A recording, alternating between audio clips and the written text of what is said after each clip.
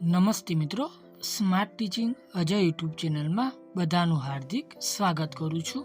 આજે મધ્ય ગુજરાત વીજ કંપની લિમિટેડ એટલે કે MGVCL દ્વારા એક નવી ભરતી આવી ગઈ છે, જેમાં જગ્યાનું નામ શું રહેવાનું છે તો વિદ્યુત સહાયકની જગ્યા રહેવાની છે। પગારની જો વાત કરીએ તો આમાં પગાર રૂપિયા 48,100 તમને શરૂઆતથી મળવાપાત્ર રહેશે।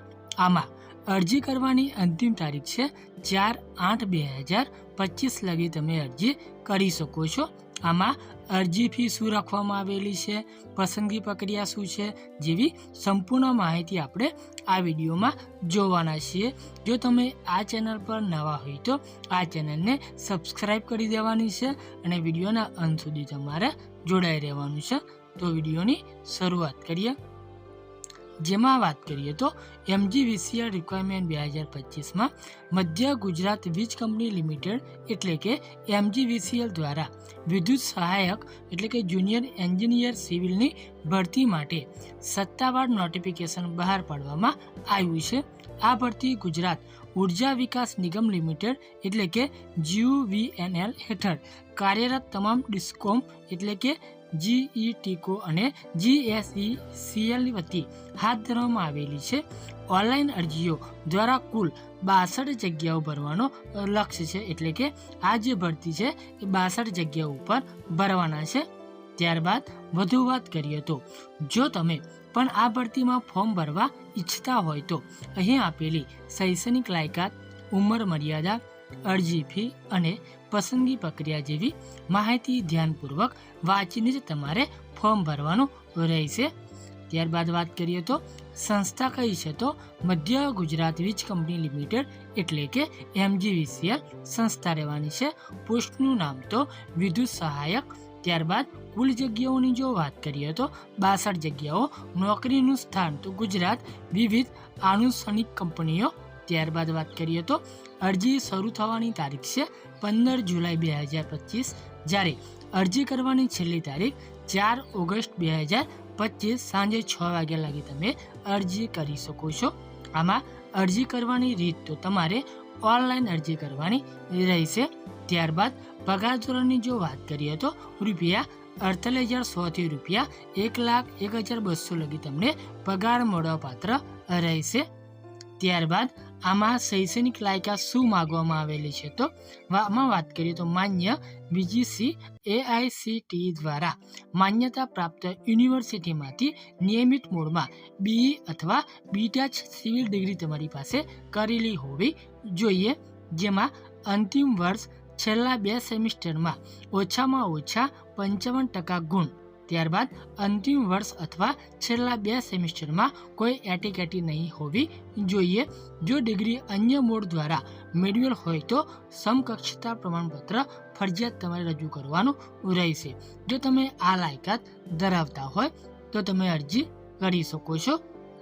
ત્યારબાદ ઉંમર મર્યાદાની જો વાત કરીએ તો આમાં ઉંમર મર્યાદા 15/7/2025ના રોજ બિન અનામતની 35 વર્ષ, અનામત સહિત 40 વર્ષ।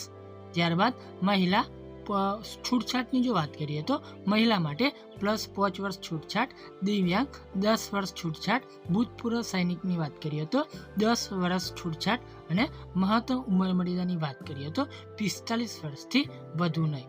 ઉંમરમાં છૂટછાટ અને પાત્રતા અંગે વધુ ચોક્કસ માહિતી માટે એકવાર ઓફિશિયલ નોટિફિકેશન વાંચી લેવું, એટલે કે આપણને જે ઓફિશિયલ જે નોટિફિકેશન મળી છે એની લિંક પણ વિડીયોની નીચે આપી દીધેલી છે, તેથી તમે વધુ માહિતી એકત્રિત કરી શકો છો।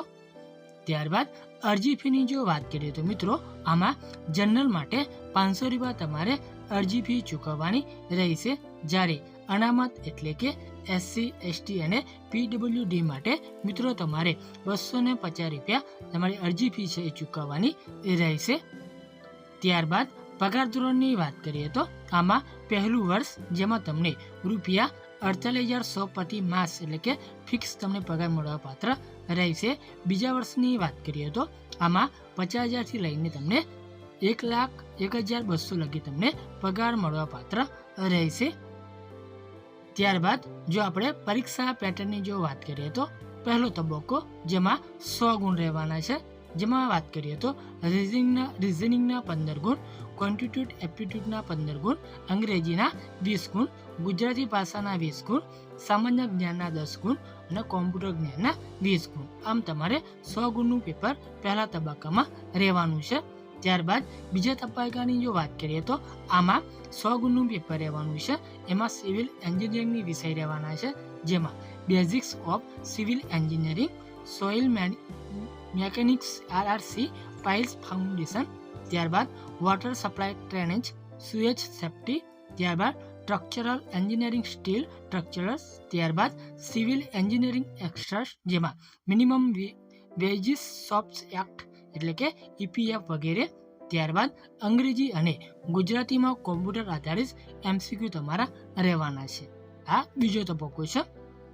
ત્યારબાદ અગત્યની તારીખોની જો વાત કરીએ તો આમાં ફોર્મ ભરવાની શરૂઆતની તારીખ 15 જુલાઈ 2025 છે, જ્યારે ફોર્મ ભરવાની છેલ્લી તારીખ 4 ઓગસ્ટ 2025 લગી તમે ફોર્મ ભરી શકો છો. પસંદગી પ્રક્રિયાની જો વાત કરીએ તો આગળ જોઈ ગયા તે પ્રમાણે મિત્રો પહેલો તબક્કો છે, જેમાં કોમ્પ્યુટર આધારિત ટેસ્ટ એટલે કે CBT દ્વારા 100 ગુણનું પેપર. બીજો તબક્કો કોમ્પ્યુટર આધારિત ટેસ્ટ CBT દ્વારા 100 ગુણનું પેપર. આમ દસ્તાવેજની ચકાસણી અને છેલ્લે તબીબી પરીક્ષા. આ પ્રમાણે તમારી જે પસંદગી છે એ થવાની છે.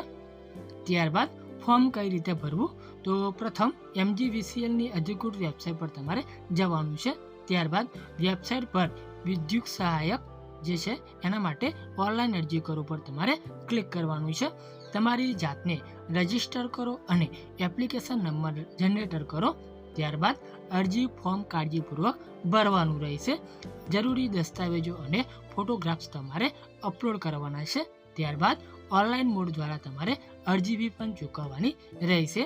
છેલ્લે ભવિષ્યના સંદર્ભ માટે તમારે કન્ફર્મેશન પેજ તમારે ડાઉનલોડ કરીને સાચવવાનું રહેશે. જો તમને આ માહિતી ઉપયોગી થઈ હોય તો આ ચેનલને સબસ્ક્રાઇબ કરી દેવાની છે, વિડીયોને લાઇક શેર કરી દેવાનું છે, કેમ કે દરેક ભરતીની નોટિફિકેશન આપણે લાવતા હોઈએ છીએ. તો રજા લઈએ. જય હિન્દ, જય ભારત.